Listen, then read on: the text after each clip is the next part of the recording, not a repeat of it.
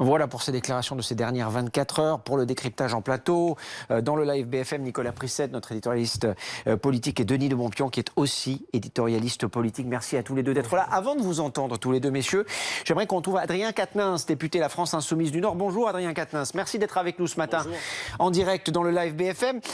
Une situation évolutive, c'est ce qui explique les contradictions que l'on constate parfois dans les annonces faites par les principaux responsables de la majorité ou du gouvernement. Est-ce que c'est suffisant comme explication ?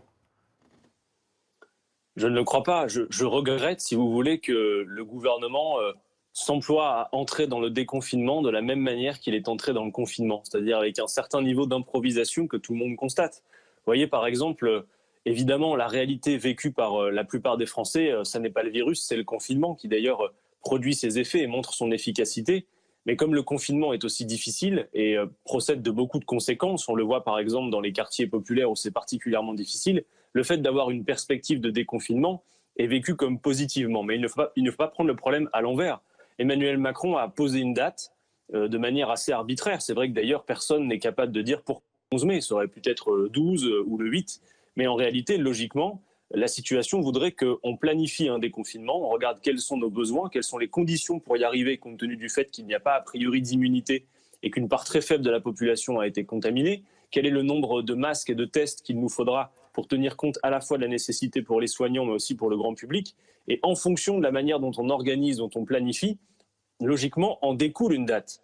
La date n'est pas le préalable, elle devrait être la conséquence d'un processus planifié. Or là, on voit que c'est l'inverse qui se passe. Emmanuel Macron pose de manière arbitraire une date et demande à son gouvernement de s'en débrouiller. Et on voit bien, et vous le montrez bien à travers vos reportages, toutes les difficultés que ça pose, avec parfois de vrais risques. Et j'ai le sentiment désagréable aussi que Emmanuel Macron et le gouvernement sont en train d'essayer de se défausser de beaucoup de leurs responsabilités. Je prendrai uniquement l'exemple de l'école. Mais quand on dit on réouvre les écoles le 11 mai, mais c'est sur la base du volontariat, on dit en somme aux parents, vous êtes responsable de la situation et c'est votre responsabilité de choisir de mettre vos enfants ou pas à l'école. Et c'est valable dans un tas de domaines, comme par exemple aussi pour les personnes plus âgées à qui on a dit « Ok, c'est trop compliqué le confinement », eh bien ce sera votre responsabilité individuelle. Je crains effectivement que cette date du 11 mai, en réalité, plus que de répondre à un enjeu sanitaire, répond, on le voit bien, à la reprise d'une compétition économique qui se joue toujours sous nos yeux et qui n'a pas l'air de tirer les leçons, dont les acteurs n'ont pas l'air de tirer les leçons de la crise que nous vivons pour la suite.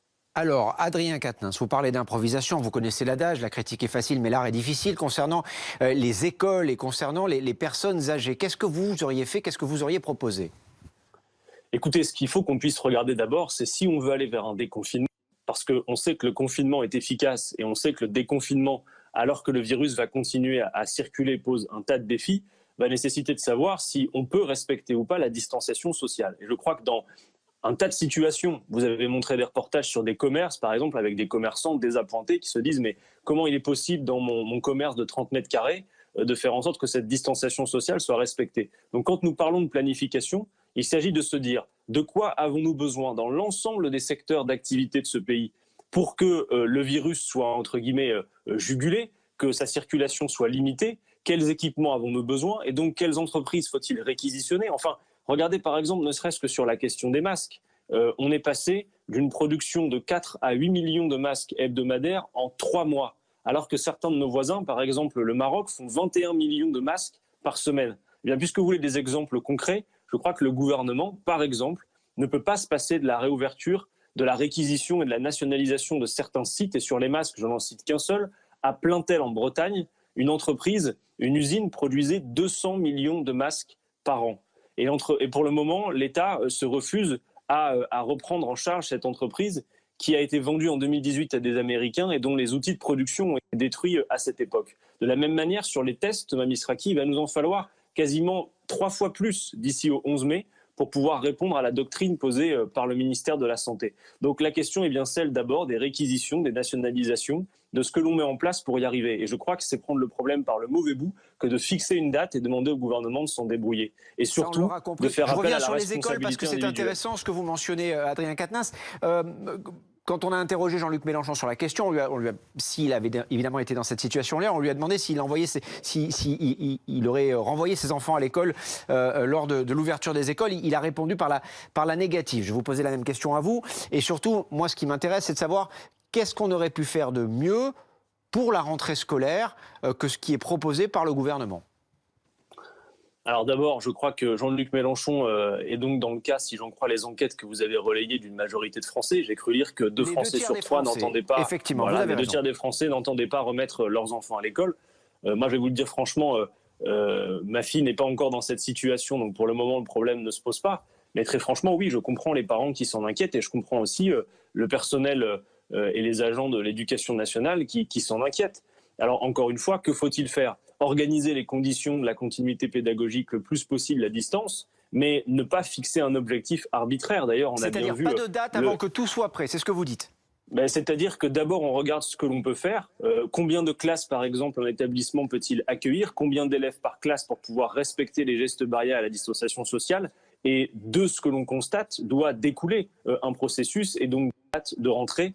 Si rentrée il doit y avoir, voilà. On ne peut pas simplement partir d'une date et dire écoutez, on se débrouille et on verra, adviendra ce qu'il en pourra. Non, c'est pas possible. Il faut pouvoir organiser les choses en amont et donc la date, elle doit découler de ce processus encore une fois. Sinon, on est exactement dans la même logique que lors du confinement où la parole publique ne vaut que pour quelques heures parce qu'il y a ordre et contre-ordre et beaucoup d'incohérences qui font d'ailleurs, vous le voyez, que les Français sont désorientés. Raison pour laquelle, après qu'on leur ait dit le 11 mai, il faudra retourner à l'école, on leur dit maintenant c'est sur le volontariat. Résultat, 2 sur 3 vont tenter de s'organiser pour pouvoir garder leurs enfants. Et d'ailleurs, ça n'est pas simple pour tout le monde, vous l'imaginez bien. Tout le monde n'a pas les moyens de faire garder son enfant, alors que par ailleurs, on le sait, l'employeur, lui, va exiger pour beaucoup que les parents retournent au travail. C'est d'ailleurs l'essentiel de cette date du 11 mai. Emmanuel Macron entend relancer l'activité économique, mais attention, la priorité doit rester la santé, car on le sait, une part très faible de la population aura été touchée par le virus. Il n'y a toujours pas de traitement ni de vaccin à cette heure. Et donc, la priorité doit rester la santé. Sinon, on va se retrouver dans quelques semaines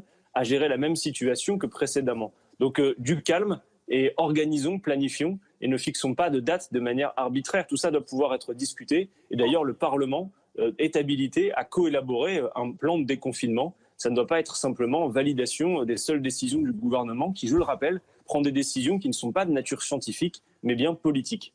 J'ai 3 petites questions à vous poser. Je vais vous demander d'être le plus concis possible parce que malheureusement, vous le savez, vous connaissez le format. On a peu de temps. D'abord sur le traçage numérique. Il va y avoir débat au Parlement, il va y avoir vote. Vous allez voter pour ou contre? Je voterai contre parce que je pense que c'est inefficace. D'abord, on voit que beaucoup de pays qui en ont fait l'usage ont dû en revenir et revenir à des méthodes plus traditionnelles comme le confinement. C'est le cas par exemple de Singapour, que tout le monde comprenne. On nous parle d'une application qui, de mon point de vue, de toute façon, posera des problèmes en termes de liberté collective, de respect de la vie privée, des données, du secret médical. Mais qui plus est, au-delà de cet aspect qui est fondamental, moi j'interroge l'efficacité. On nous dit que ce sera sur la base du volontariat.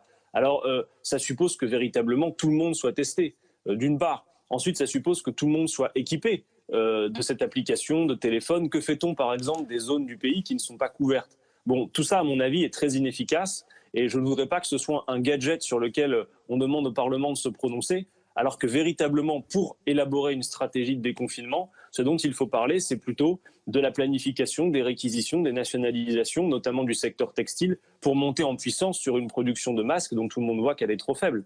Donc voilà, je ne voudrais pas que ce soit, disons, le débat pour amuser la galerie. Et je pense franchement pouvoir douter avec vous, sans doute, de l'efficacité d'une telle application si par ailleurs nous n'avons pas le matériel nécessaire. Une dernière petite question. Les restaurateurs sont reçus ce matin par Emmanuel Macron pour essayer de voir comment s'organiser et peut-être d'obtenir une date de reprise d'activité. Cette date, une date du 15 juin a été évoquée. Évidemment, elle n'a pas été confirmée et pour l'instant, il s'agit de spéculation.